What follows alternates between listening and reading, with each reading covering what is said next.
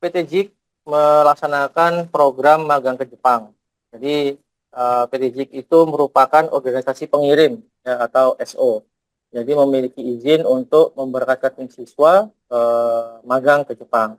Nah, PT JIK sendiri di Indonesia bekerja sama dengan JIK juga yang ada di Jepang atau yang dinamakan Accrediting Organization biasanya.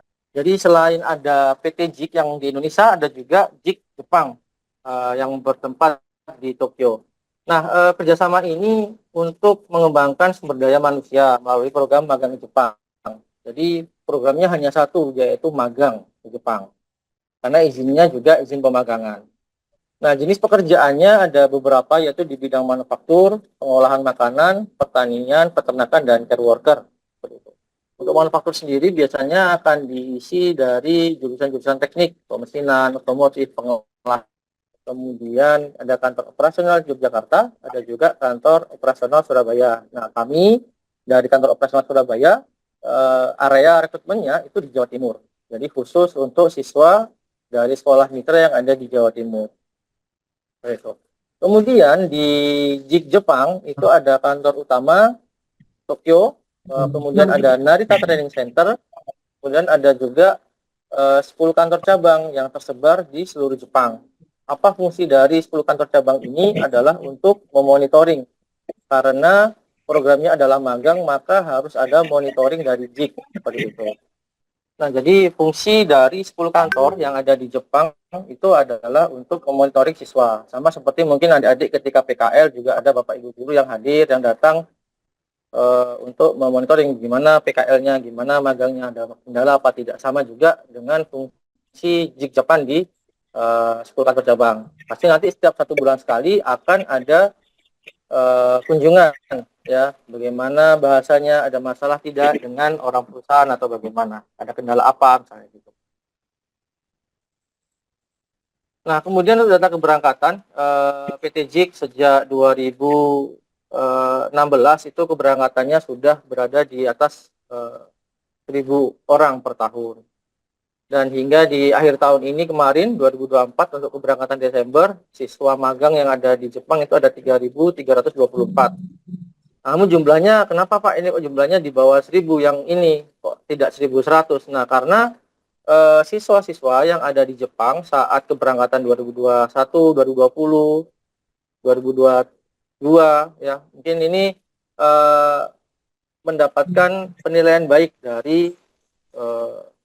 dari perusahaan, sehingga diperpanjanglah dengan kontrak 2 tahun. Jadi kontraknya yang awalnya 3 tahun diperpanjang menjadi 5 tahun. Nah, karena di Jepang itu tidak semua orang Indonesia bisa masuk di satu perusahaan karena ada pembatasan di 20% karyawan asing, maka untuk jatah dari siswa yang baru masuk itu memang sedikit berkurang. Tapi senior-senior yang di sana itu banyak yang melakukan perpanjangan kontrak sampai 5 tahun. Bahkan ada di beberapa perusahaan juga sampai di visa kerja juga di perusahaan yang sama. Nah, itu adalah penilaian kinerja yang baik. Tapi memang sedikit berdampak penurunan, ya. Mungkin sekitar 100-200 keberangkatan untuk siswa reguler yang baru masuk. Nah, seperti itu.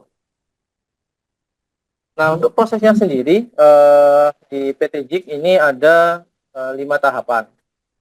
Jadi yang pertama adalah proses rekrutmen, itu ada sesi roadshow, ada sesi bulanan, kemudian ada medical check up. Ini medical check up-nya ada 3 kali, 1 kali sebelum pelatihan dasar, MCU kedua saat pelatihan lanjutan di Depok, MCU 3 saat di Narita JIK Jepang. Kemudian untuk matching itu ada penempatan perusahaan secara langsung. Kita untuk penempatan langsung itu sekitar 70%. Kemudian ada seleksi data perusahaan itu sekitar 5%, wawancara dengan perusahaan itu ada sekitar 25%-an. Jadi kebanyakan di PT JIK itu adalah penempatan langsung. Dan nomor 2 adalah wawancara dengan perusahaan, baik nanti perusahaannya datang ke sini maupun perusahaannya via Zoom seperti itu. Kemudian untuk pelatihan kita ada 2 sesi, yaitu pelatihan dasar selama 2 bulan di Surabaya atau di Jogja. Kemudian ada pelatihan lanjutan 2 bulan di Depok sebelum berangkat. Kemudian ada pelatihan 1 bulan di Narita Training Center. Jadi total pelatihannya ada 5 bulan. Kemudian untuk pemagangannya sendiri, kontraknya nanti dikontrak selama 3 tahun awal, kemudian ada uji teknis, udah ujian. Jadi nanti di tahun pertama para siswa akan mengikuti ujian teknis yang diadakan oleh Disnakernya Jepang. Jadi selama magang 1 tahun itu bagaimana sih bahasa Jepangnya, bagaimana menguasai pekerjaannya seperti itu. Kemudian di poin ketiga nanti ada perpanjangan 2 tahun melihat dari hasil 3 tahun awal, apakah penilaiannya baik atau tidak gitu. Kemudian nanti juga ada sertifikat kompetensi dan juga ada sertifikat bahasa yang bisa diambil mandiri. Ini kira-kira prosesnya seperti ini. Nah, untuk rekrutmen sendiri yang besok akan dilaksanakan di bulan Januari dan Februari, itu kita terpaku pada sekolah mitra SMK. Jadi misalnya punya saudara yang SMA, itu tidak bisa ikut.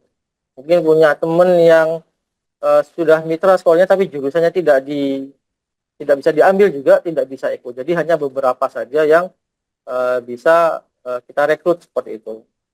Kemudian untuk usianya juga itu usia 18 sampai 22. Pak, saya usianya masih 17, apakah bisa? Bisa. Jadi kan karena masih sekolah ya. Jadi nanti ketika berangkat itu minimal 18 tahun.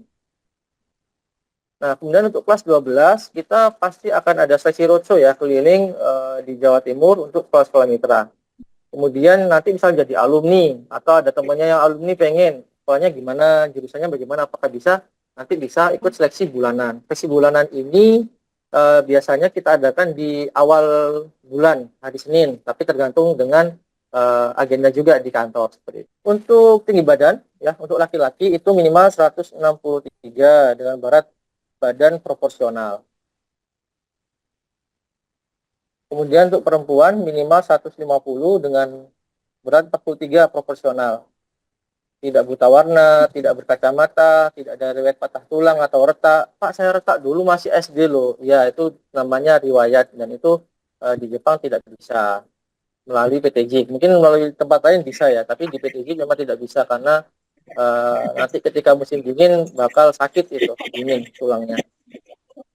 Kemudian tidak ada riwayat asma atau penyakit dalam lainnya. Biasanya itu yang paling banyak itu yang ditolak Jepang itu TBC ya. Jadi ada beberapa yang ronsennya terindikasi TBC itu sudah benar-benar tidak bisa seperti itu. Nah, kemudian yang paling penting juga adalah memiliki kemandirian. Kenapa? Karena Anda ke Jepang itu berangkat sendiri, orang tuanya nggak ikut, nggak bisa masakin, nggak bisa nyuciin bajunya gitu ya. Jadi semuanya mandiri. Nanti juga di asrama juga Anda yang di video ya, di video profil juga masak sendiri, bersih-bersih asrama sendiri, segala macam sendiri. Ya, jadi kemandirian itu penting. Mungkin Anda yang sekarang masih dibangunin orang tua, mungkin belum bantu masak, mungkin belum bantu beresin rumah, itu mungkin bisa mulai awal sekarang dilaksanakan gitu ya. Karena apa? Nanti sampai di asrama kaget nanti lu kok bangun jam 4, lu kok harus sholat subuh langsung, kok kenapa harus ada senam dan sebagainya. Nah, itu nanti di beberapa jadwal pelatihan kemarin ada yang mundur karena memang tidak terbiasa mandiri gitu. Saya kangen sama orang tuanya, ya, baru pelatihan 3 hari sudah minta pulang karena terbiasa dilayani seperti itu. Nah, kemudian keinginan bekerja ya, meskipun Anda statusnya adalah magang, tapi di sana adalah belajar bekerja Anda. Belajar bekerja, diawasin, dimonitoring, sehingga nanti ketika sudah selesai masa magang, ketika Anda ambil visa kerja misalnya, itu ya tidak ada kendala, sudah bisa mandiri dan sebagainya. Kemudian minat belajar bahasa Jepang yang tinggi ya, karena Anda mau ke Jepang, di Jepang tidak bisa pakai bahasa Indonesia kalau diperintah sama atasannya ya, ini kerjakan, ini bubut ini, ambilkan obeng, tapi Anda nggak bisa bahasa Jepang ya, tidak bisa terlaksana pelatihan kerjanya, seperti itu. Kemudian 3 tahun juga tidak boleh pulang sama sekali. Nah, ini juga harus disiapkan mentalnya, 3 tahun nggak pulang bagaimana? Pak, saya dulu PKL-nya 6 bulan ini nggak pulang sama sekali sudah bisa ya, berarti 3 tahun kira-kira bisa lah ya gitu. Nah, kemudian ada beberapa pertanyaan yang biasa diajukan oleh siswa. Pak, bagaimana cara pendaftaran pesertanya? Ya, jadi kita sudah menyediakan link QR di Instagram juga sudah ada, Instagramnya PTJ. Nanti di akhir materi juga ada, ya, atau ke BKK masing-masing sudah saya share ya, ini. Ya, jadi untuk pendaftarannya mungkin beberapa minasang atau adik sudah melakukan pendaftaran ya, sudah masuk di grup dan sebagainya. Nanti kita akan bantu untuk prosesnya. Nah, setelah pendaftaran bagaimana, Pak? Nah, setelah pendaftaran nanti Anda akan diberikan link, sudah masuk grup. Nah, untuk yang beberapa memang ada yang tidak lolos habis mengisi itu, mungkin ada riwayat atau ada tinggi badannya yang kurang atau ada jurusannya nggak sesuai misalnya gitu. Itu pasti juga uh, kita apa ya, kita sampaikan di awal seperti itu. Jangan sampai sudah sampai tahapan ternyata ya nggak bisa gitu ya. Jadi kita pastikan dulu siapa yang bisa ikut atau tidak agar ketika mengikuti prosesnya nanti enak gitu ya. Nah, kemudian apa saja yang dibawa saat seleksi? Nah, kita akan menyediakan formulir aplikasi A2. Ini bentuknya PDF. Nanti bisa di-print ya, di-print mandiri dengan ukuran A4. Kemudian ditulis dengan tulisan tangan sendiri. Nah, biasanya ada, Pak, tulisan saya jelek. Ini kira-kira kalau dituliskan sama kakak saya gimana? Nah, ini yang mau ke Jepang siapa gitu kan? Tulisan ibunya kayak gitu. Ini ada beberapa yang seperti itu. Jadi niat atau motivasi dia ke Jepang itu masih ragu gitu ya. Kemudian dilengkapi juga dengan dokumen administrasi, misalnya fotokopi KK, KTP, fotokopi akte, fotokopi ijazah SMK bagi alumni kalau yang kelas 12 menggunakan ijazah SMP, izin orang tua dan lain-lain. Kenapa harus menyertakan ini semua? Karena kita akan mengecek di awal apakah ada kesalahan nama atau kesalahan tempat lahir, biasanya gitu. Ini berhubungan dengan nanti dokumen untuk pengajuan paspor, pengajuan visa dan lain-lain. Jadi sebelum Anda masuk pelatihan, sebelum medical, kalau memang sudah tahu, oh ini namanya harus dirubah, berarti Anda harus merubah KK atau KTP. Gitu. Kalau merubah ijazah kan nggak mungkin sama apa namanya, sama akta lahir. Ya. Yang bisa dirubah adalah KK KTP mengikuti ijazah atau mengikuti akta lahir. Gitu. Nah, untuk formulirnya dapat di mana? Formulirnya ada di link di grup WA. Ya. Ada linknya, link persiapan seleksi, silakan diklik. Kemudian nanti bisa diisi gitu. Punya alat tulis dan bekal makan siang. Kenapa Pak bekal makan siang? Karena seleksinya ini cukup padat ya dari pagi sampai sore mungkin ya seperti itu. Pak, kalau saya nggak lolos seleksi bagaimana gitu ya? Kalau Anda tidak lolosnya di tahapan tes tulis atau wawancara, itu Anda masih dapat mengikuti seleksi bulanan nanti di kantor di Surabaya atau ikut seleksi roadshow tahun depan. Tapi kalau tidak lolosnya di tahapan fisik, nah, itu yang agak susah ya. Misalnya berat badannya sangat kurus sekali, tidak sesuai body mass index itu ya. Itu mungkin bisa, tapi butuh setahun mungkin 2 tahun untuk mengidealkan berat badan atau ada riwayat sakit yang tidak bisa. Nah, itu memang sudah tidak bisa sama sekali. Tapi kalau masih tidak lolos tes tulis, psikotes, sama wawancara masih bisa ikut lagi. Nah, kemudian ketika Anda lolos, nanti ada namanya medical check up. Nah, medical check up ini biayanya adalah 480.000. Nanti dari JIK itu 230. Jadi totalnya 710, tapi siswa hanya membayar 480 saja. Nah, dilaksanakannya kapan, Pak? 1 bulan atau 2 bulan sebelum pelatihan. Kemudian yang bisa ikut pelatihan itu yang fit saja, gitu ya. Untuk F2 itu saat di depo baru ada, nah biayanya free karena ditanggungan ke perusahaan penerima. Jadi sebelum Anda ke depo itu sudah harus punya perusahaan dulu, sudah kontrak dulu gitu. Nah, nanti untuk MCU2 biayanya akan dibayarkan oleh perusahaan penerima di Jepang. Dirembes lah istilahnya. Kemudian saat medical check up ketiga, saat di Narita, jadi proses 2 bulan sebelum di Surabaya atau Jogja, itu ada medical check up 1. Ketika di Depok ada medical check up 2. Ketika di Jepang 1 bulan pertama itu juga ada medical check up ketiga. Itu biayanya sudah termasuk biaya keberangkatan. Nah, jadi yang perlu dikeluarkan hanya 480.000 saja untuk 3 kali FMCO ini. Nah, biasanya ada pertanyaan seperti ini dari medikal. Apa saja Pak kategori hasil MCU? MCU-nya itu apa aja Pak? Ada fit, ada pending, ada unfit. Kalau fit, itu lanjut ke proses pemeriksaan gigi sebelum pelatihan basah. Pak, kenapa kok harus pemeriksaan gigi? Kalau giginya lubang bagaimana? Kalau giginya lubang ya harus ditambal. Kalau giginya kropos mungkin nggak bisa ditambal ya dicabut gitu. Yang penting adalah ketika Anda di Jepang itu tidak sakit gigi. Misalnya cabut 2, oke lah, cabut 3, oke. Kalau cabut 4 jangan. Mungkin bisa diganti gigi palsu nggak apa-apa. Nah, kenapa seperti itu? Karena ketika di Jepang, gigi itu hanya tercover asuransi 70%. Nah, yang 30% itu Anda biaya sendiri, gitu ya. Makanya 30% itu masih mahal kalau di Jepang, gitu ya. Jadi sebisa mungkin gigi tidak sakit ketika di Jepang, maka harus diselesaikan di sini. Kemudian kalau hasilnya pending itu melakukan pengulangan, biasanya ada yang sering begadang, itu mungkin hasil darahnya jelek, harus mengulang, gitu ya. Nah, mengulangnya ini bisa di dua tempat, bisa di klinik Pramita ataupun bisa di domisili masing-masing. Kalau di Pramita ya berarti harus ke Surabaya lagi, seperti itu.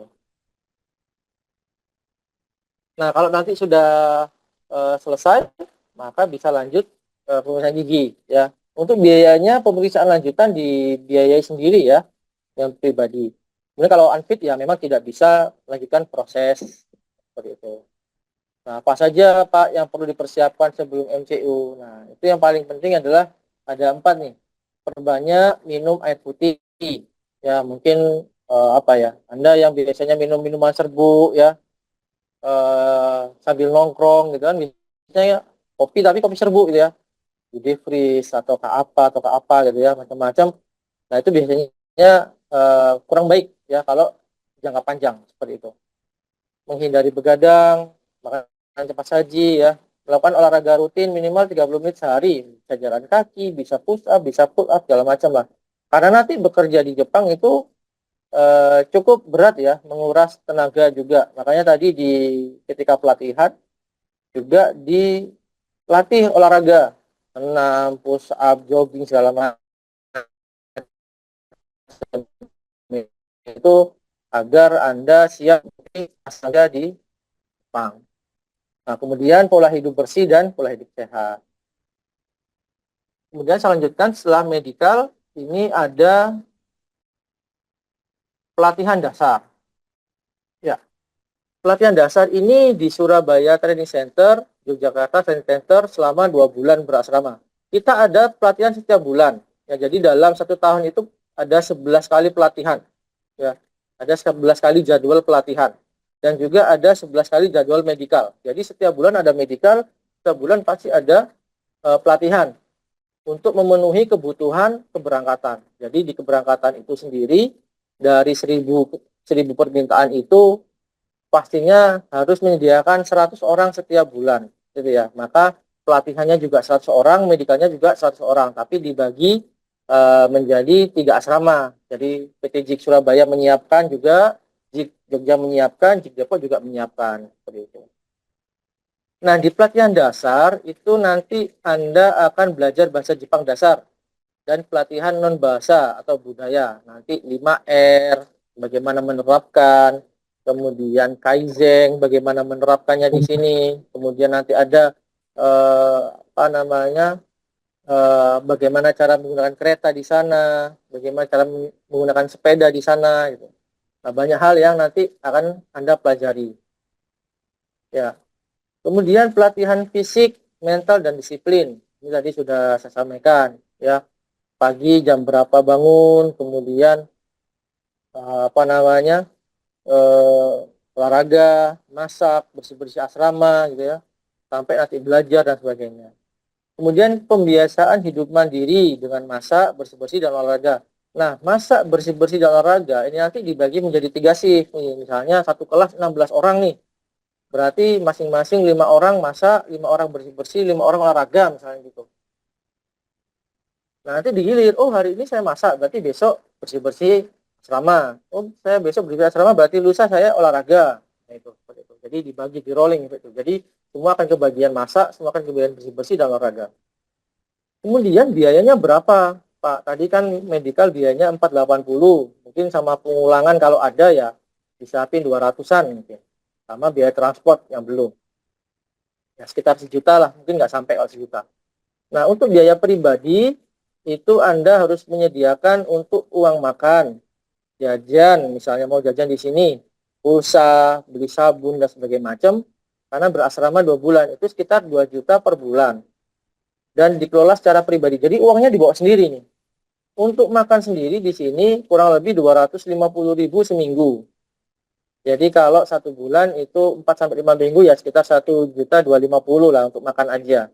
Untuk jajan ya masing-masing misalnya. Jadi kurang lebih itu karena memang eh, ada beberapa misalnya sakit ketika di asrama harus beli obat karena nggak punya BPJS, ya beli obatnya ya mandiri seperti itu. Kita menyediakan UKS, kita menyediakan obat-obatan, tapi kalau memang harus periksa ke dokter, ya memang harus ke dokter dengan biaya sendiri seperti itu.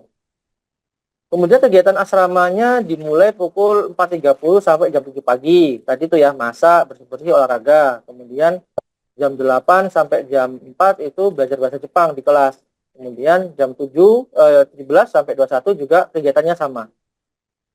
Sabtu dan Minggu libur kegiatan belajarnya dan digunakan untuk bersih-bersih asrama lebih luas ya, mungkin di luar ruangan dan sebagainya. Dan juga digunakan untuk istirahat, tapi nggak boleh pulang gitu ya. Jadi selama 2 bulan memang tidak boleh pulang sama sekali.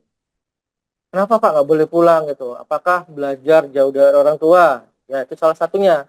Yang kedua juga orang tuanya biar belajar juga jauh dari Anda gitu ya. Kadang-kadang Andanya sangat excited, sangat berminat ke Jepang. 2 bulan di Surabaya nggak masalah. Orang tuanya yang nggak bisa, ditinggal seminggu telepon. Saya tadi malam mimpi kamu kayak gitu-gitu. Kemarin ada baru pulang ini. Karena ibunya mimpi, eh, terus anaknya akhirnya kasihan sama ibunya. Akhirnya pulang, mengundurkan diri seperti itu.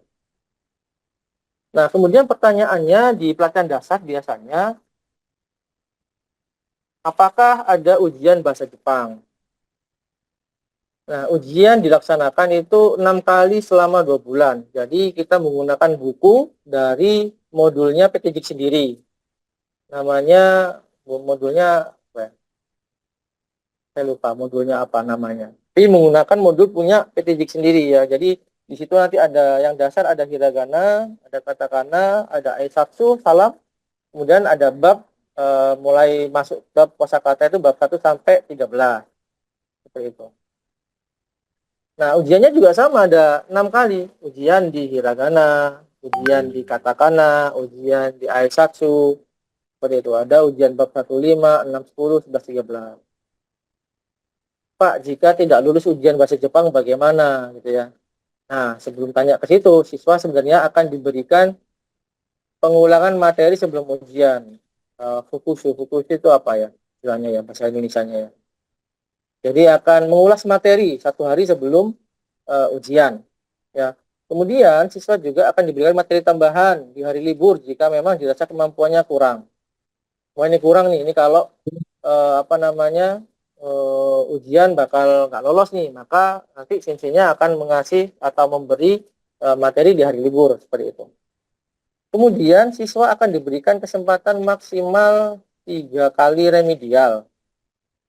Ya, 3 kali remedial. Kalau sudah 3 kali ini ya ya sudah ya memang eh, bahasa Jepangnya memang tidak bisa seperti itu. Nah, jika pada akhirnya kemampuan siswa dinilai kurang, tidak memenuhi standar, maka akan diberhentikan. Ya, gitu. Seperti itu. Kemudian apa saja Pak yang dipersiapkan sebelum pelatihan? Jadi pastikan sudah menguasai hiragana, eksatsu. Nanti bukunya akan diberikan sebelum medikal. Ya, jadi kita menyediakan buku hiragana, eksatsu dan katakana untuk Anda pelajari sebelum medikal malahan. Jadi 2 bulan sebelum masuk pelatihan sudah diberikan. Mempersiapkan mental dan kemandirian. Mungkin yang di rumah mulai memasak, mulai bantu ibunya potong-potong lah minimal. Ya, kemudian mencuci, setrika, nanti juga setrika sendiri, nyapu, ngepel, bangun pagi. Itu kira-kira yang harus Anda persiapkan. Mempersiapkan kebiasaan olahraga minimal 30 menit tadi ya, di bagian medikal juga sudah, jogging, push up, sit up dan lain-lain. Kemudian memperoleh izin dari orang tua, kerabat, kakek nenek. Lupa kok sampai kakek nenek. Ya, karena juga bisa jadi alasan kakek neneknya kemarin itu. Ada siswa sudah masuk pelatihan, sudah 1 minggu. Nah, neneknya ini kepikiran putunya kok hilang ya, cucunya mana ini?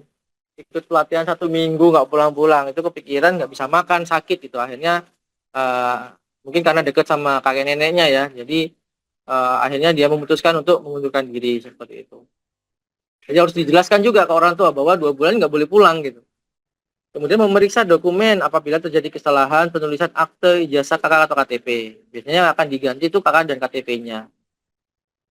Menyiapkan pengetahuan tentang etos kerja orang Jepang. Anda juga harus tahu di Jepang bukan hanya tentang sakura, bukan hanya tentang Gunung Fuji, bukan hanya tentang Tokyo, ya, bukan hanya tentang jalan-jalan, liburan, tapi di sana itu Anda bekerja, ya. Dan pastinya yang akan diposting oleh orang-orang atau siswa yang di Jepang itu adalah hal yang enak-enak gitu ya. Nggak mungkin kerja capek di posting capek kerja, nggak mungkin. Pasti pas liburan baru diposting. Makanya kenapa kalau Anda lihat di Instagram atau di TikTok itu pasti yang enak-enak di Jepang itu, ya. Padahal ada hal yang tidak disampaikan dan nggak boleh juga gitu. Misalnya video ketika bekerja itu juga nggak boleh sama perusahaan di upload seperti itu.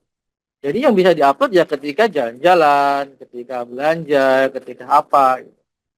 Nah, padahal pengetahuan Anda tentang etos kerja Jepang itu pasti tahu, oh Jepang itu disiplin. Intinya bagaimana gitu kan? Disiplinnya bangun atau jam 8 kerja, jam 8 kurang 5 harus ada di tempat misalnya gitu. Kemudian ada istirahat 10 menit itu tidak bisa lepas APD, tapi hanya istirahat aja, coffee break gitu. Nanti pakai APD lagi kelamaan. Gitu. Atau nanti harus ada wajib lembur. Harus ada hokoku atau laporan kalau ada kendala misalnya barangnya rusak yang Anda produksi, itu harus laporan. Itu orang kerja orang Jepang gitu. Kalau nggak laporan nanti sampai customer dikomplain perusahaannya, malah merugikan perusahaan gitu ya. Jadi pengetahuan tentang etos kerja orang Jepang itu harus Anda ketahui juga. Bukan hanya tentang liburan dan yang manis-manis di Jepang gitu ya. Jadi harus disiapkan bahwa Anda kerja di Jepang meskipun gajinya besar juga resikonya besar, kerjanya capek dan sebagainya. Baik.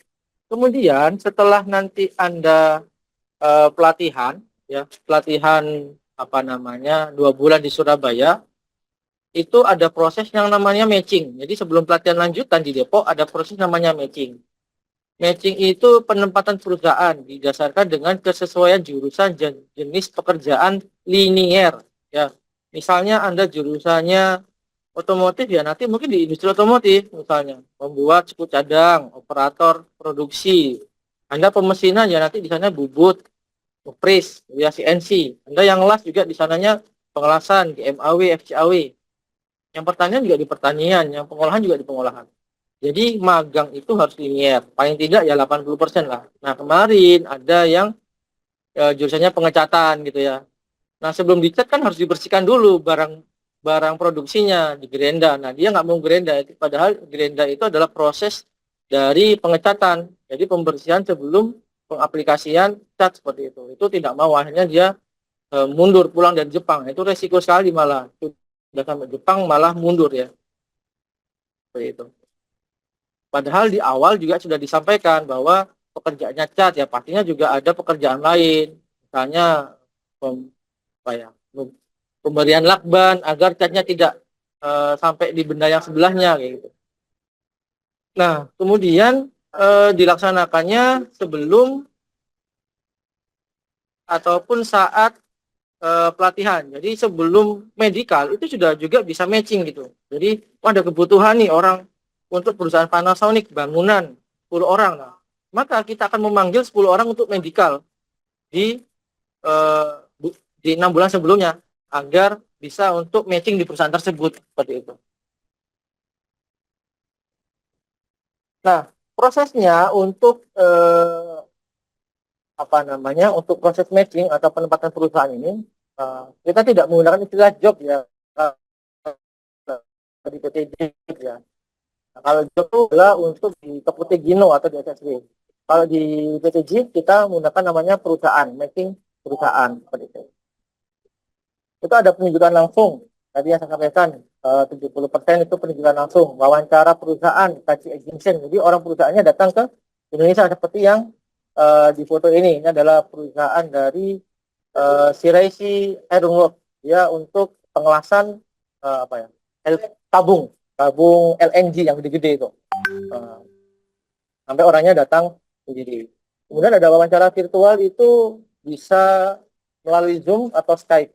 Kemudian ada pemilihan data. Jadi kita kirim data ke Jepang, nanti perusahaannya yang memilih seperti itu.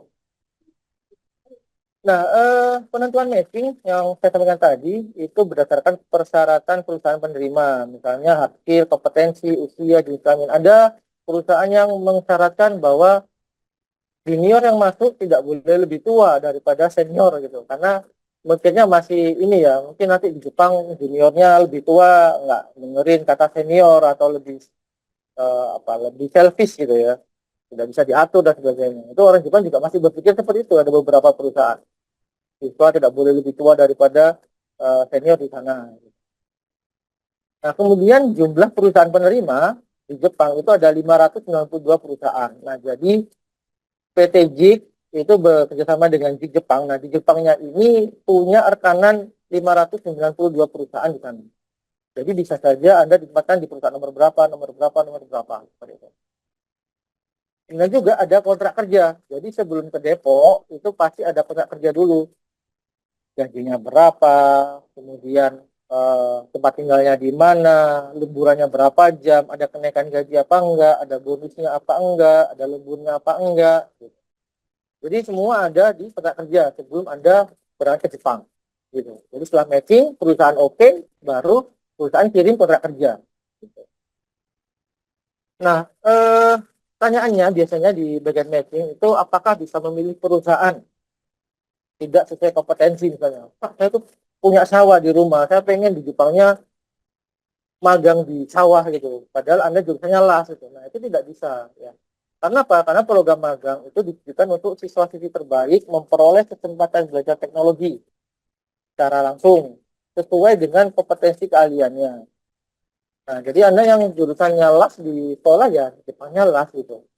Ya, nggak bisa. Kecuali kalau nanti Anda magangnya las, kemudian sudah selesai entah 3 tahun atau 5 tahun, pengen pindah ke visa kerja seperti Gino, maka Anda bisa memilih yang lain karena eh, tinggal ambil sertifikatnya saja. Kalau bahasa pasti sudah lolos lah kalau di sana. Seperti itu. Ya. Tapi untuk magang tidak bisa apa ya, lintas jurusan gitu ya. Nah, kemudian perusahaan juga dipilihkan oleh PT JIT dengan melihat latar belakang yang telah disimpulkan bagian rekrutmen selama proses seleksi. Nah, misalnya waktu rekrutmen nih, oh anak ini potensinya meskipun dia jurusan mesin, tapi dia PKL-nya ada pengelasan dan dia passionnya di pengelasan gitu. Maka kita tawarkan, ini ada perusahaan nih pengelasan pada anak mesin, mau nggak kira-kira gitu. Pekerjaannya banyak lasnya gitu, tapi juga harus bisa baca gambar gitu. Oh siap sih mau bersedia, ya sudah kita sampaikan ke perusahaan. Seperti itu. Kemudian poin kedua, jika melakukan wawancara langsung tapi belum bisa berbahasa Jepang bagaimana? Ya, kemarin ada pertanyaan seperti itu. Nah, PT JIP menyediakan penerjemah selama proses wawancara berlangsung. Nah, ini ada penerjemahnya ya. Ini yang di foto ini Radian Jinji namanya, yang menerjemahkan untuk Diresi Airwork. Nanti di perusahaan lain mungkin ada juga yang menerjemahkan yang lain gitu. Macam-macam. Tapi kita menyediakan penerjemah untuk wawancara langsung. Paling enggak ya minimal perkenalan diri ya. Jimi Maste, Watashi no namae wa bla bla bla dan seperti itu. Sumiwa hobinya apa? Paling enggak itu dulu untuk biar punya nilai plus lah kira-kira. Oh ini enggak bisa perkenalan diri, ini bisa pakai bahasa Jepang. Kira-kira seperti itu. Ya. Nah, ketika Anda sudah dapat kontrak kerja, Anda akan tahu kapan berangkatnya. Misalnya Anda berangkatnya di tahun 2025 bulan Desember misalnya. Maka untuk pelatihan lanjutan itu Anda akan laksanakan di Oktober atau Oktober sampai November 2025 di Depok. Gitu. Jadi pelatihan lanjutan itu 2 bulan sebelum berangkat atau mungkin istilahnya pemantapan ya. Pelatihan lanjutan bahasa Jepang dan non bahasa. Mungkin di kalau secara kurikulum nanti di apa namanya di Depok itu mungkin ada ini manajemen keuangan, bagaimana Anda mengatur gaji, bagaimana Anda mengatur pengeluaran pendapatan seperti itu, bagaimana mengirim uang. Jadi banyak hal yang akan Anda terima nanti ketika pelatihan-pelatihan di PTJ. Dan sama juga untuk kegiatannya pasti ada pelatihan fisik, mental, disiplin, ada kegiatan asrama. Nah, untuk biaya pribadinya itu mungkin lebih mahal sedikit, ya sekitar 2,5 juta per bulan kalau di Depok. Kenapa ya? Karena transportnya lebih jauh. Kalau Anda dari Madiun ke Surabaya dengan Madiun ke Jakarta kan lebih mahal biayanya transportnya. Kemudian untuk makan di Depok kalau nggak salah itu 275 sampai 300 minggu. Jadi bisa dikalikan saja nanti berapa. Ya. Sama juga uangnya akan dikelola secara pribadi. Jadi uangnya dibawa sendiri. Ya. Kalau mau makan ya iuran sama teman-temannya gitu. Ya, seperti itu. Kemudian juga ada pembuatan paspor. Jadi paspornya biaya pribadi. Tapi untuk CI atau izin masuk atau visa, jadi dan sebagainya itu nanti PPJ yang akan membiayai. Tapi untuk paspor itu biaya pribadi. Kalau sekarang mungkin kurang lebih 900 ya, karena memang harus yang paspor elektronik itu. Ya, ya. Kalau yang sekarang ya karena biaya pribadi sepertinya coba saya tanyakan ke bagian dokumen ya. Mumpung ada beliaunya di sini. Kasih sih untuk paspor berapa ya sekarang ya? Itu jadi tuh. Baik. Baik ya, untuk paspor sekarang pengurusan di Depok itu 1.300.000 ya, seperti itu. Itu biaya pribadi. Nah, harus disiapkan ya. Kalau makannya berapa? Ya, makannya kisaran 300 lah, makan kisaran 300, kemudian paspor 1,3, kemudian ya, apa-apa transport segala macam. Ya, seperti itu. Jadi ya, oh ini ada paspor tuh tahun 1950. Nah, itu mungkin ya dari Pak Agus kita. Terima kasih Pak Agus untuk informasinya. Baik, kemudian untuk pengajuan buka rekening BNI, jadi untuk pembayaran itu baru akan dibayarkan ketika Anda selesai pelatihan lanjutan. Ya, jadi selama pelatihan medikal itu biaya pribadi untuk medikal, kemudian pelatihan dasar di Surabaya menyiapkan biaya pribadi untuk keperluan makan dan sebagainya. Di Depok juga sama. Saat ini ya kisaran mungkin di 10 sampai 12 untuk habisnya yang harus dipersiapkan bertahap. Jadi medikal bawa berapa, pelatihan dasar bawa berapa, pelatihan lanjutan bawa berapa. Itu kisarannya ya 10 sampai 12. Nah, untuk biaya keberangkatan dan pelatihan, itu adalah biaya pribadi ya. Tapi kan Anda ikut pelatihan selama 2 bulan di Surabaya, 2 bulan di Depok, kemudian biaya keberangkatan juga, itu adalah 25 juta. Ya, 25 juta nanti Anda akan mengajukan rekening BNI untuk pinjam kur BNI. Nah, 25 juta itu nanti untuk biaya PTJIK itu 14, untuk biaya keperluan Anda itu 11. Jadi dari 25 itu nanti dibagi dua, yang 14 untuk biaya pelatihan dan keberangkatan, yang 11 untuk biaya ada namanya biaya pembukaan rekening, itu nanti uangnya mengendap 2 juta, kemudian ada biaya pelayanan, ada biaya medical check up di Narita, seperti itu. Ya, jadi ada macam-macam.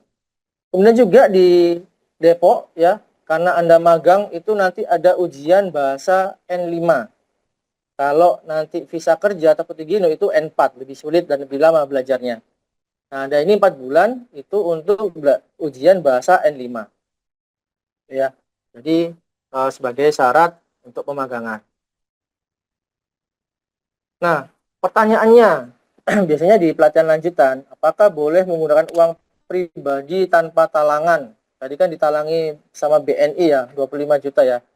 Jadi tidak bisa, karena ini merupakan sistem yang telah berjalan ya. Jadi sistemnya itu sudah lama berjalan dan untuk mengakomodir banyaknya siswa yang berangkat. Jadi kalau 1-2 siswa nggak ikut sistem ini, maka kesulitan nanti dari bagian terkait gitu ya. Jadi paling tidak gini, orang tua menyiapkan 10 sampai 12, kemudian siswa menyiapkan 25 tadi itu, yang nanti Anda bayar ketika sudah dapat gaji ketika di Jepang, gitu ya. Sensei, bagaimana kalau saat MCU2 dinyatakan fit gitu ya? Sebenarnya kemarin juga ada yang unfit satu, ya karena dia terdeteksi BC, dan ya bagaimana lagi harus berhenti dari program magangnya, karena di Jepang tidak menerima seperti itu.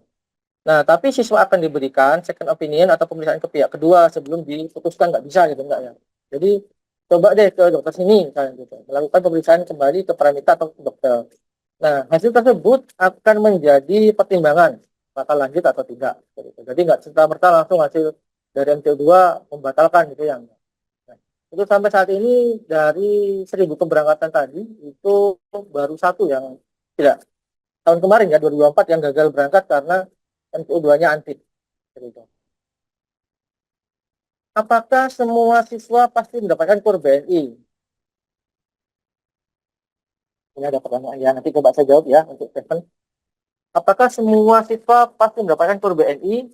Jawabannya adalah jika tidak ada masalah BI checking, maka siswa pasti mendapat KUR BNI. Nah, ada beberapa kasus ini siswa memiliki masalah dengan pinjaman online. Ini terutama dulu waktu awal-awal di 2022, keberangkatan itu pasca pandemi itu pasti banyak siswa yang terjerat pinjol itu. Tapi kok sekarang sudah mulai nggak ada ini. Gitu. Dulu awal pandemi kan pasti butuh uang dan bagaimana pinjol juga banyak. Gitu ya. Kalau sekarang pun nggak tinggal ya, pindar ya, pinjaman daring kalau saya katanya. Baik. Ya, jadi yang dipastikan dulu apakah tidak ada masalah dengan pinjaman daring atau pinjaman online itu. Gitu ya. Nah, yang dulu itu yang memang dari Bank BNI-nya tidak mau memberikan pinjaman, memang harus menyediakan secara cash ya, gitu, 25 juta. Karena banknya tidak bisa memberikan KUR BNI. Jadi untuk tidak lulus N5 bagaimana? Pelatihan yang diberikan PT JIK selama 4 bulan sudah disesuaikan dengan standar N5. Dan dengan diadakan ujian berkala, dipastikan siswa memiliki kompetensi bahasa yang lebih dari N5. Gitu ya. Biasanya gini, anak-anak itu yang berangkat, itu memang diuji N5 di mana? Di di Depok ya. Nah, ketika berangkat di Narita itu diuji N4 bukan. Dan semuanya lulus gitu. Ya meskipun ada beberapa yang nilainya mepet ya, tapi memang lulus gitu ya, lulus dengan catatan gitu, mungkin kurang sedikit tapi mepet gitu. Itu di Narita nanti di tes N4 dan bisa selama ini. Tadi coba saya jawab dulu pertanyaannya. Cara ini ya, pertanyaan tadi. Bagaimana kalau bisa apa, tidak bisa bahasa Jepang sama sekali? Nah, memang di PT JIK ini pelatihannya mulai dari nol ya. Anda tidak bisa bahasa Jepang itu tidak masalah di PT JIK. Tapi teman-teman yang lain itu persiapan semua. Di rumah itu belajar hiragana, ngapalin hiragana, ngapalin kotoba atau kosakata, ngapalin satu salam. Gitu. Sehingga yang punya persiapan sama yang nggak punya persiapan akan beda gitu. PD-nya akan beda. Gitu ya. Yang punya persiapan lebih baik ya lebih pede menghadapi pelatihan gitu. Oh sudah bisa hiragana gitu. Temennya nggak persiapan mulai dari memang bisa, cuman ya ada temennya kok bisa itu ya, kamu kok bisa itu kok bisa ya. Akhirnya minder dengan kemampuannya, padahal sebenarnya bisa, tapi karena tidak ada persiapan itu yang membuat uh, PD-nya hilang. Ya. Kalau saya bahasakan nggak pede belajarnya, ya, karena nggak ada persiapan. Nah untuk keberangkatannya sendiri, ini nanti akan ada libur 10 sampai 12 hari pasca pelatihan lanjutan. Jadi setelah 2 bulan di Depok tadi ya, anggapannya Oktober November itu ada libur 12 hari antara mungkin 1 Desember sampai 10 Desember, nanti berangkatnya 11 Desember seperti itulah kira-kira. Nah, kemudian menerima biaya belanja perlengkapan keberangkatan dari KUR BNI. Jadi dari 11 juta untuk persiapan berangkat tadi, Anda akan dapat 855.000 untuk persiapan berangkat, yaitu termasuk koper segala macam. Jadi 14 untuk biaya pelatihan, yang 11 untuk biaya pribadi untuk persiapan keberangkatan. Nah, uang 855.000 ini bisa Anda gunakan untuk belanja perlengkapan. Jadi dikasih list bawaannya apa aja. Bawa Indomie berapa, bawa bumbu racik berapa, bawa antangin berapa, bawa energen segala macam. Nanti Anda belanja menggunakan uang dari Turben itu. Nah, untuk keberangkatan sendiri memang Anda harus lulus semua tahapan pelatihan. Ini yang sudah pasti ya, ujian M5. Kemudian lulus semua tahapan medikal. Selesai pengurusan dokumen. Kalau pengurusan dokumen ini masih belum ke Depok, memang harus selesai gitu. Kemudian berkumpul H-1 di Depok. Jadi Anda pulang, kemudian nanti berangkatnya melalui Juanda kalau Jawa Timur. Ya, yang seperti ini keberangkatan Oktober kalau salah ini. Yang saya pasang fotonya. Nah, keberangkatan Oktober, nanti semua berkumpul di Bandara Juanda, kemudian berangkat ke Depok dulu. Nanti bermalam di Depok 1 hari gitu. Jadi Sabtu pagi berangkat ke Depok, di Depok ngurus dokumen perjalanan, dokumen imigrasi, segala macam. Kemudian minggunya baru berangkat, sampai di Jepangnya hari Senin pagi. Kemudian juga waktu berangkat nanti kita minta siswa yang berangkat untuk memberikan testimoni ke sekolah, bagaimana pelatihannya, bagaimana nanti adik-adiknya bisa punya kesempatan yang sama, seperti itu. Nah, untuk pemeriksaan darah, H-7 keberangkatan itu di rumah. Nanti setelah pulang, diminta untuk pemeriksaan darah. Kemudian ada pemeriksaan dokter, keberangkatan, kemudian pemeriksaan imigrasi sama akad kur BNI dan talangan untuk biaya keberangkatan 25 juta rupiah. Jadi akad kur ini adalah 1 hari sebelum berangkat. Dulu, mungkin sudah agak lama ya, ada siswa yang waktu di rumah selama 12 hari itu, dia mungkin merayakan perpisahan ya sama teman-temannya. Nah, ini kebetulan bukan anak Surabaya. Main ke air terjun. Nah, di pas main itu dia pleset, kemudian tangannya patah. Gitu. Nah, artinya patah tulang. Dan dia tidak bisa berangkat. Dan akad kurnya juga dibatalkan. Jadi membayar 25 juta. Tapi ya tidak bisa berangkat karena patah tulang. Jadi mungkin selama libur di rumah kalau bisa ya dipingit lah ya. Nggak usah main kemana-mana. Kalau mau main sama teman-temannya sudah datang ke rumah lah gitu. Kira-kira seperti itu. Dijaga sebelum berangkat.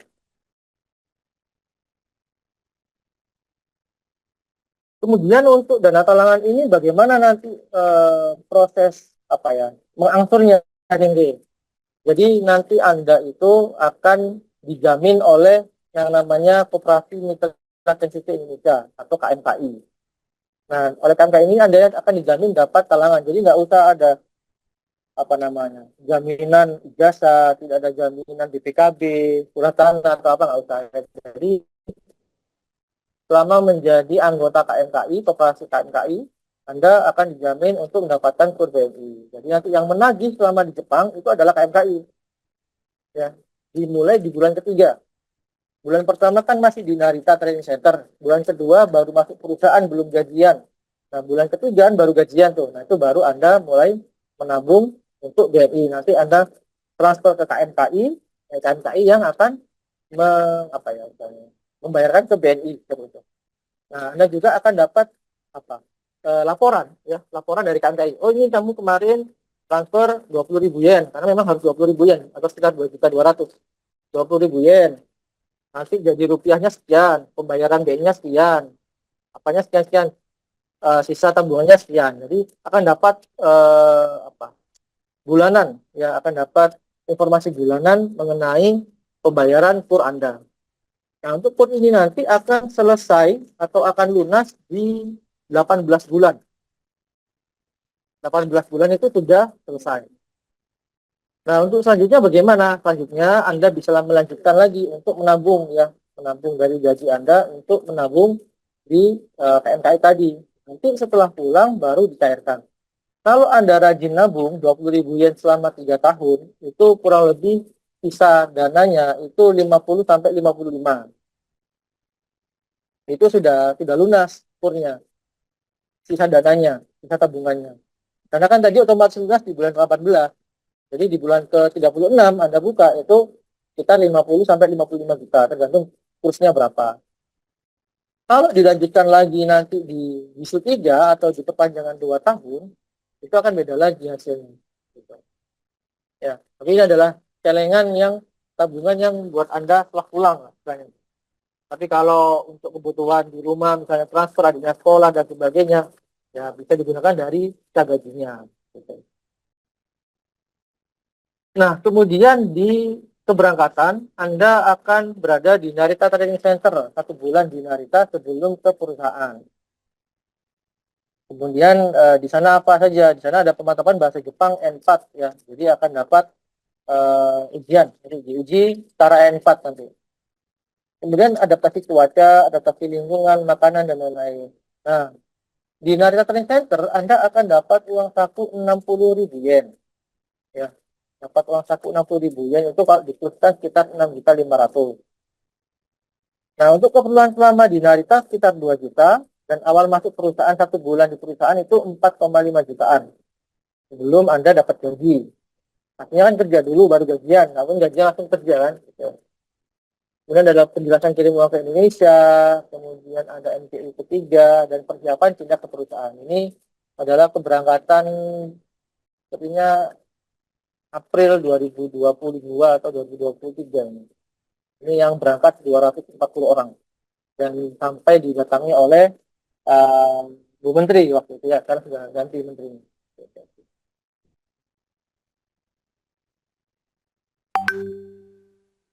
Baik, kan? Nah, ketika nanti Anda sudah sampai, sudah masuk di perusahaan penerima, ya, eh, itu pasti sudah tahu ya bahwa akan ada kontrak 3 tahun tanpa pulang.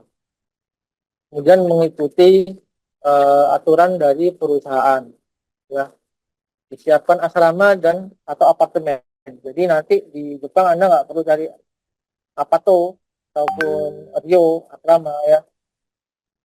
Anda sudah disediakan apartemen ataupun asrama di sana. Ya, tinggal bayar tempat tinggal. Itu pun disubsidi sama perusahaan. Asuransi juga dapat subsidi dari perusahaan. Jadi nggak bayar full gitu ya. Nah, kemudian juga nanti ada lemburan ketika di perusahaan. Tapi lemburannya ini nanti dibatasi. 10 bulan itu maksimal tahun berapa ya? 40 atau 60 jam ya, saya lupa. Jadi 10 bulan itu tidak boleh lebih dari ketentuan jam yang ditentukan oleh pemerintah. Tapi 2 bulan itu boleh lebih dan boleh over lemburnya. Misalnya Januari sampai Oktober itu pekerjaannya di perusahaan landai, nggak banyak kerjaan. Jadi lemburnya 40 jam sebulan.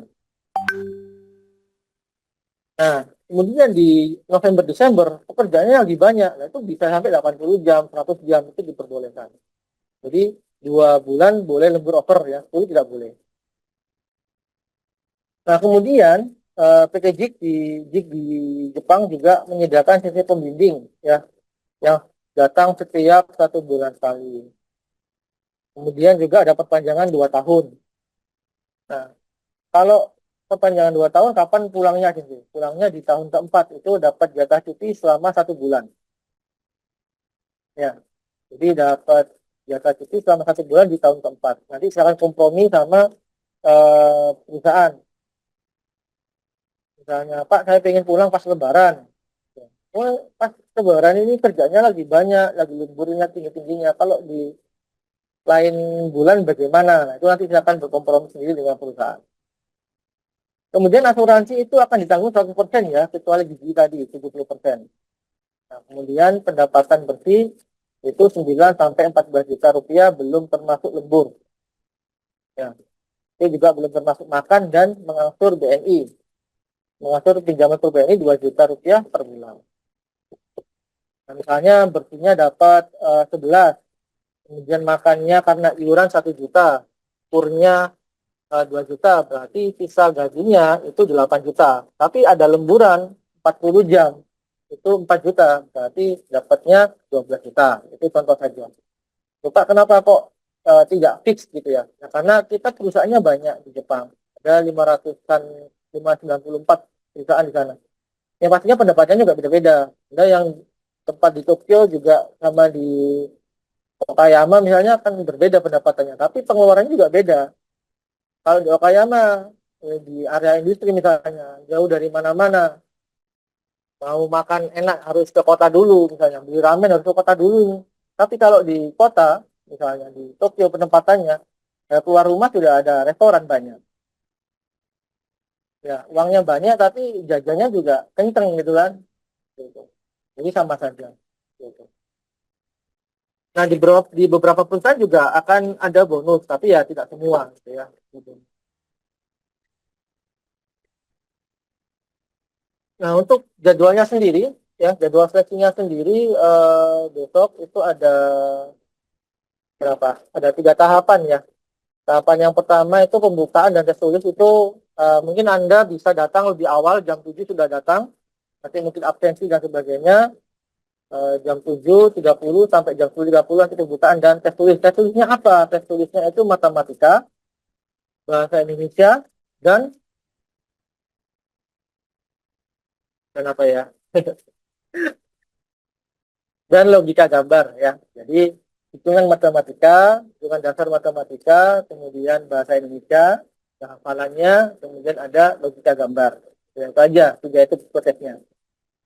Nah, kemudian yang lolos ke psikotes akan lanjut tes fisik. Kalau nggak lolos, ya sudah selesai pulang.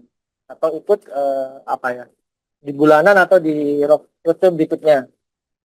Gitu. Tes fisik ini apakah ada lari, Pak? Apakah harus pakai seragam olahraga? Enggak ya, tes fisiknya ini hanya kita memastikan saja tinggi badan, berat badan, kita warna, matanya bagus, ya. Dan konsultasi riwayat kesehatan. Pak, saya dari riwayat ini bisa enggak gitu. Kenapa? Karena untuk rekrutmen itu tidak ada biaya. Yang baru ada biaya adalah ketika medikal. Nah, jangan sampai nanti cek fisiknya enggak beneran, waktu medikal bayar gagal gitu ya. Nah, jangan sampai seperti itu. Misalnya punya riwayat TBC, riwayat patah tulang. Ketika cek fisik nggak bilang. Ketika medikal, dokternya tahu. Tuh, ini riwayat patah tulang, ini nggak bisa. Kayak gitu. Anda sudah bayar dan gagal. Ya, coba kalau dari awal Anda konsultasi dulu. Nah, kalau ini bagaimana gitu. Nah, kemudian setelah itu yang fisiknya lolos, lanjut wawancara. Yang tidak lolos, ya berarti sudah pulang.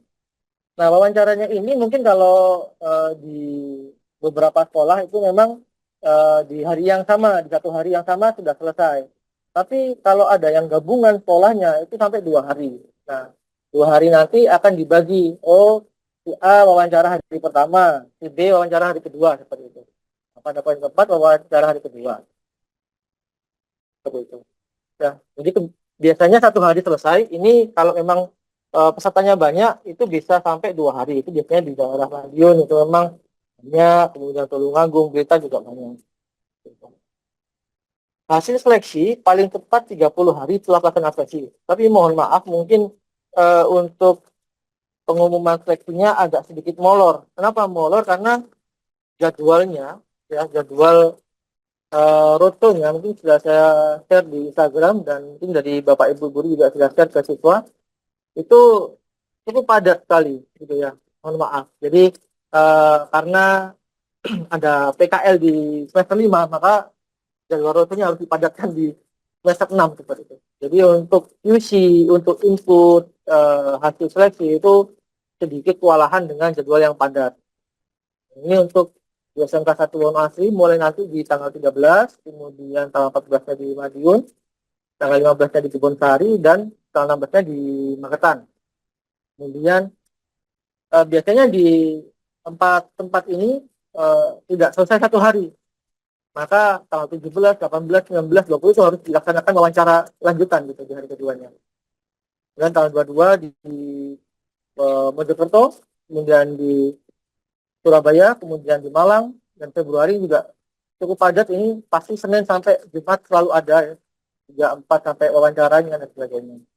Baik, ini ada pertanyaan biasanya diajukan pasca seleksi. Kalau seleksi sudah lulus, biasanya pertanyaannya seperti ini. Kalau seleksi kapan dilaksanakan MTU? Bagi alumni akan segera MTU di Februari sampai April 2025. Kalau yang siswa kelas 12 akan MTU setelah lulus sekolah atau Mei sampai Februari 2026. Jadi bertahap ya, tidak bisa langsung semua 300 orang medical, tidak, tapi dibatasi mungkin 30 orang, 20 orang seperti itu untuk kali medical. Nah, kalau masa tunggu itu misalnya saya medikalnya agak lama nih, mungkin November saya baru siap misalnya. Apa yang harus dilakukan ya? Nah, siswa dapat bekerja kontrak jangka pendek ya, sambil belajar hiragana dan S1. Jadi selama ketika Anda lolos, tapi masa tunggu medikal, Anda bisa bekerja. Kemudian siswa dapat mempersiapkan tabungan minimal untuk biaya satu dan pelatihan dasar. Paling enggak siap ya 5 juta lah mungkin ya untuk biaya medikal tahap 1 dan pelatihan dasar. Kalau untuk biaya pelatihan lanjutan kan masih ada jeda waktu, jadi masih bisa disiapin lagi gitu. Kemudian siswa dapat mempersiapkan fisik, menyiapkan kemandirian, aktivitas pekerjaan. Kemudian siswa juga bisa berkomunikasi dalam grup lulus seleksi. Jadi yang lulus seleksi nanti kita akan buatkan grup sendiri. Seperti itu. Apabila ada perubahan nomor telepon atau ada kontrak yang melebihi batas waktu misalnya. Nah, untuk bagaimana sistem pemanggilan medikalnya? Sistemnya adalah setiap bulan akan diminta mengisi link Google Form. Jadi mau medical diminta untuk mengisi kesiapan medikal dan pelatihan dasar. Kenapa? Karena kalau nggak siap cuma pengen saja, biasanya banyak yang mundur, pastikan teman-temannya yang siap seperti itu. Ini juga disesuaikan dengan kebutuhan dari Jepang. Hanya mungkin ada beberapa yang sampai sekarang belum medikal karena permintaannya belum muncul, atau yang baru lulus sudah langsung dipanggil medikal karena permintaannya ada gitu ya. Jadi kita berdasarkan permintaan dari Jepang nanti, oh kita butuh mesin 10 orang, kita akan membagikan link, nanti yang siap misalnya 11 orang ya mungkin akan satu dipending di bulan berikutnya. Baik, mungkin dari saya cukup ya. Ini ada link, kalau nanti juga bisa dilihat di Instagram. Kita nanti ada linknya juga, bisa dilihat Instagramnya PTJ Surabaya. Seperti itu. Baik, dari saya mungkin cukup. Bisa mulai untuk sesi tanya jawab, mungkin bisa langsung angkat tangan ataupun nulis di kolom komentar.